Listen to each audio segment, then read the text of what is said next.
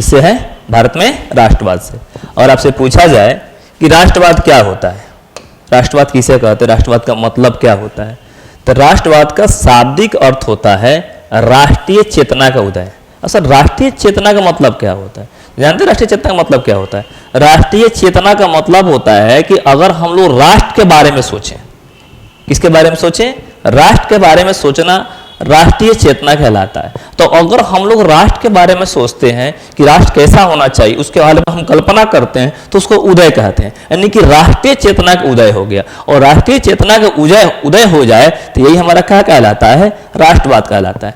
अब क्वेश्चन आता है कि राष्ट्रवाद में या चेतना में क्या क्या हम सोचते हैं।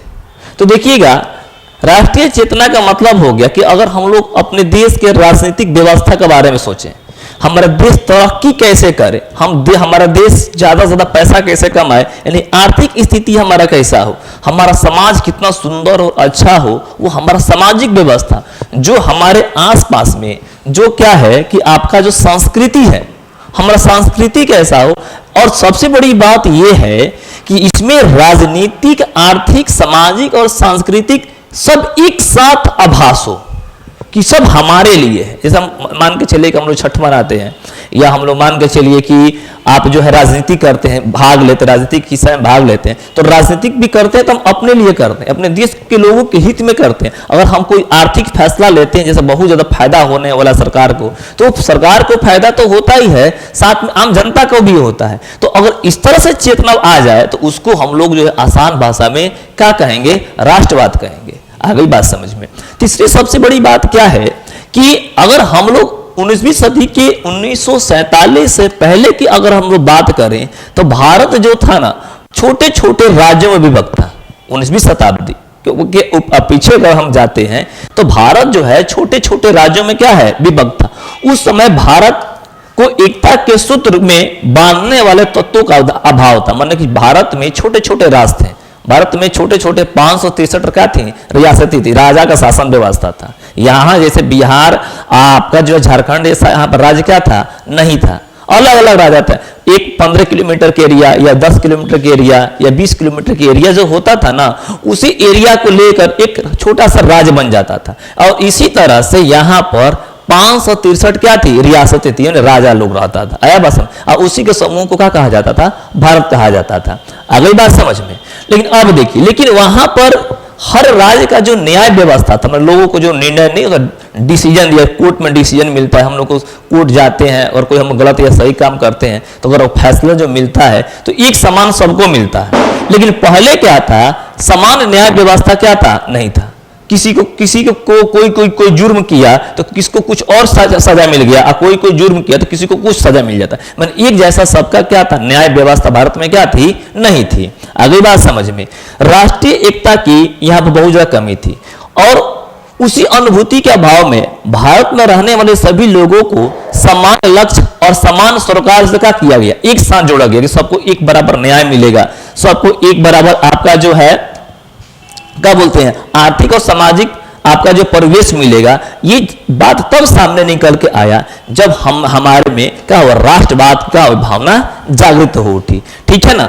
ऐसे बहुत सारे तत्व उभर के आए, ये कमी को दूर की गई और एक लास्ट में 1947 के बाद से भारत को संपूर्ण राष्ट्र गठित करके आपका जो है क्या किया गया? एक संपूर्ण क्या किया? भारत का निर्माण किया गया। आ गई बात समझ में? उसमें हम लोग आगे इस चीज के बारे में बात करेंगे कि जो आपके जो है 19वीं शताब्दी आता है, 19वीं शताब्दी की बात अगर हम लोग करें तो हम बताएं 1801 1802 मैंने बताया है, 19वीं की तरफ बढ़ रहा है।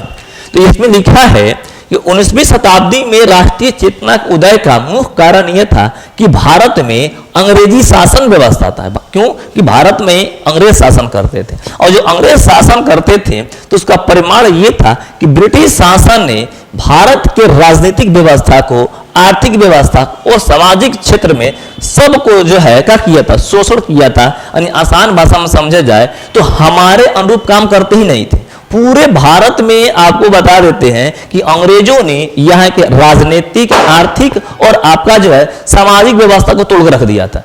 अब लोगों के अंदर में क्या हो गया कि अंग्रेजों के प्रति घृणा हो गई और लोगों के अंदर में धीरे धीरे बात बैठने लगी कि अंग्रेज हमारे लिए सही काम क्या करते हैं, नहीं करते। जैसे मान के चलिए कि देखिएगा अभी मोदी जी का गवर्नमेंट है ना, मोदी गवर्नमेंट है। इसके 2014 से पहले अगर हम लोग जाते हैं तो यहाँ पर कांग्रेस का सरकार था। तो एक तरह से समझा जाए जो 60 साल कांग्रेस ने अपना शासन व्यवस्था किया तो लोगों के मन में एक क्या हो गया, घर बन गया कि कांग्रेस हमारे लिए अच्छा क्या कर रहा है, नहीं कर रहा है। तो 2014 के बाद से लोगों ने मोदी जी को जिताया और लगातार उनको मैंडेट देते जा रहा है, मतलब कि अपना जो है अधिकार देते जा रहा है कि ठीक है आप अच्छा सरकार चला रहे हैं। आई बात समझ, जिस दिन लोगों का मन भर जाएगा इनकी भी सरकार क्या हो जाएगी, गिर जाएगी। उसी तरह से अंग्रेज के साथ भी ये सिचुएशन था कि उन्होंने 100-150 साल से अंग्रेजों का शासन व्यवस्था देख रखा था और लास्ट में लगा कि अंग्रेज सही नहीं है तो यहाँ के लोगों ने क्या किया, अंग्रेजों को यहाँ से क्या किया, भगा दिया। आ गई बात समझ में, क्यों भगाया कि अंग्रेज जो थे ना राजनीतिक और आर्थिक और सामाजिक क्षेत्र में अब क्या करने लगे, लोगों के यहाँ पर हर वर्ग के, छोटा या बड़ा हो, किसी भी व्यवस्था के लोग सबका उन्होंने शोषण किया। लेकिन ऐसा बात नहीं कि वहां पर काम नहीं किया, तो अंग्रेज ने कुछ अच्छा भी काम किया था। इसे जनता के बीच में असंतोष की भावना था, लेकिन दूसरी तरफ अंग्रेज ने जो है, जो हम लोग डाक व्यवस्था दिखाई दे रहा है आजकल, जो चिट्ठी के माध्यम आता है, पोस्ट ऑफिस की जो व्यवस्था है, ये देन किसका है, अंग्रेजों का है। जो तार व्यवस्था है, जो हमारे यहाँ रेल है या प्रिंटिंग है, या आज के डेट में आज का जो प्रशासनिक व्यवस्था है वो अंग्रेजों का देन है। ऐसा बात नहीं था कि भारत में प्रशासनिक व्यवस्था इसके पहले नहीं थी। अगर हम लोग प्राचीन काल की व्यवस्था पढ़ ले तो उस वक्त भी लिच्छवी नरेशों के द्वारा आपका जो गणतंत्र के बारे में काफी अच्छा का मिला है, उल्लेख मिला हुआ है, ठीक है ना। लेकिन मॉडर्न टाइम में जो जैसे हमारे यहाँ कोड व्यवस्थित है या वोट देने की जो सिस्टम बनाया गया जो बाद में, ये कहीं ना कहीं क्या है, हम कह सकते हैं कि अंग्रेजों का क्या है, देन है, ठीक है ना। इनके विकास का एक सुचारू प्रशासन चलाने की दृष्टि से क्या किया गया था, इसको किया गया था। मतलब कि व्यवस्था भारत में इसलिए लाया गया था कि भारत को बहुत अच्छा से क्या किया जा सके, कंट्रोल किया जा सके। बात समझ में आ गया। तो जिसके कारण अब देखिए, हाँ मेन पॉइंट पर आते हैं कि अंग्रेजों को भगाया क्यों गया था। तो अंग्रेजों को इसलिए भगाया गया था तो अंग्रेज जो थे ना, यहाँ पर राजनीतिक और आर्थिक और सामाजिक दृष्टि से देश को क्या किया था, तोड़ के रख दिया था। अगली बात समझ में, जिसके कारण भारत में क्या हो गई, राष्ट्रीय आपका जो भावना क्या हो गई, जागृत हो गई। अब देखिएगा लिखा है राष्ट्र के उदय के कारण। तो राष्ट्र के उदय के कारण के अनेक कारण थे। पहले मैंने बता दिया सामाजिक कारण, आर्थिक कारण और क्या आपका जो है सामाजिक कारण, आर्थिक कारण और क्या राजनीतिक कारण। और समाज में, राजनीति में और आर्थिक में तीनों पॉइंट पर अंग्रेजी शासन व्यवस्था बिल्कुल क्या हो गई थी, फेल हो चुकी थी। और फेल होने की वजह था कि लोगों ने यहां से अंग्रेजों का कर दिया था, भगा दिया, बिल्कुल जड़ से उखाड़ कर किया, हटा दिया। और इस समय काल में अलग अलग भारत का हुए नेता पैदा हुए और अलग अलग प्रकार से लोगों के मन में अंग्रेजों के बारे में क्या बताना चालू किया, कहां कहां अंग्रेज गलत कर रहे हैं। और लोगों को ये बात जब जानकारी हो गई कि किस किस क्षेत्र में अंग्रेज हमारे लिए गलत कर रहे हैं, तब लोगों के अंदर में गुस्सा आता है और सारे लोग का एक साथ मिलकर अंग्रेजों को यहाँ भगाने का काम किया। ये नहीं कि गांधी जी अकेले आ गए और सारे देश को आजाद करा दिया, या जवाहरलाल नेहरू अकेले आ गए और देश को आजाद कर दिया, ऐसा बात नहीं था। क्योंकि आजादी का जो आपका जो स्टार्टिंग जो था ना, माना जाए मुख्य रूप से तो 1757 से था। और 1757 से लेकर 1947 के बीच में बहुत बार फाइट हुआ था। वो ये नहीं कह सकता है कि गांधी जी ने देश को आजाद किया। क्यों? क्योंकि गांधी जी के जन्म तो 1869 में होता है और आजादी के बाद तो 1757 से चलती है। तो उनके जन्म से 100 साल पहले से क्या हो रही है, यहां पर क्या है, लोग अंग्रेजों के विरुद्ध में आवाज उठाते रहा है।